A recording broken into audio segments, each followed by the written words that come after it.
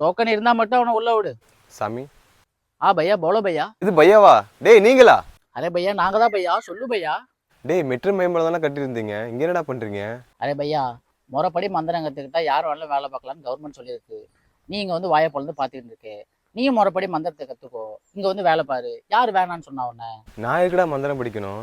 Array भैया, இன்னைக்கு முகூர்த்த நாளு, என்னை கத்த வைக்காதே. கூட்டத்தை பாரு, எத்தனை ரூபா டோக்கன்னு சீக்கிரம் சொல்லு. அரே भैया, 100 ரூபா டோக்கன் வாங்கினா 1 மணி நேரத்தில் பார்க்கும். 500 டோக்கன் வாங்கினா அரை மணி நேரத்தில் பார்க்கும். 1000 ரூபா டோக்கன் வாங்கினா சாமியை பக்கத்துலேயே பார்க்கும், உடனே பார்க்கும். போகிற பார்த்து தமிழ் சேமே ஆகிடுவீங்கடா. இந்தா 100 டோக்கன் 2 கொடு. இந்த டோக்கன் படி லைன்லேயே நில்லு. டேய் என்னடா கருவில் சாமியை காணோம்? அரே भैया கத்துறே, அது 5000 டோக்கன். நீ 5000 டோக்கன் வாங்கியிருந்தா உங்ககிட்ட கார் பார்க்கிங் வரைக்கும் சாமி கொண்டு வந்து காமிச்சிருக்கும். ஒரு விஐபி புக் பண்ணியிருக்காரு, சாமி போயிருக்கு, வரும். भैया கத்துறே, வெயிட் பண்ணும்.